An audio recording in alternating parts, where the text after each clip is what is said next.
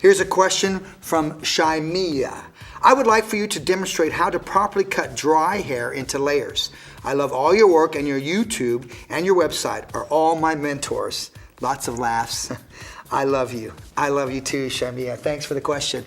Here's what I would recommend, my dear. What's really important, number one, it sounds to me like you're saying that the hair is dry in terms of condition, or maybe you're dry cutting it. I'm not quite sure, so I'm going to address both of them. If the hair is very dry in terms of conditioning, and you know what I mean, it's that hair that you dry, it's very dry, and you cut it, then you blow dry it, and you see all the lines, and it just kind of sticks out at you. A couple things I'm going to recommend. Number one, cut with zigzag sections. So when I want to take a horizontal zigzag section, you simply comb it back so you get the grain of the hair working with you. Bring your comb in vertically, and then move the wide teeth up and down, up and down, up and down, up and down. Slice your finger, and voila, you've been able to create a zigzag section. Now imagine lifting this up and layering this. Now what happens is it doesn't fall blunt, it's going to fall with a very soft edge to it.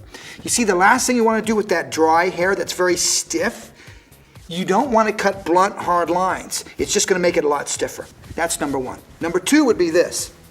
After you've done a zigzag section and you cut your line, you might want to soften out even more. So I'm going to suggest you fan and you point cut deep into this. When you fan this and you take your longer shear to work with, in this particular case, the dry cutting 7-inch, watch what I'm going to do. You come out, you fan, and let's just cut a blunt, solid line here so you can see this.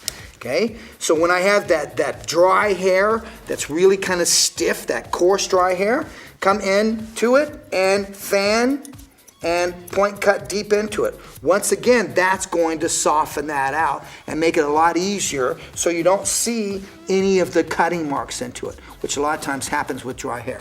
So two things, zigzag and point cut deep into it, and hopefully that's going to solve your problem. Thanks so much for the question, Samvilla. I appreciate it.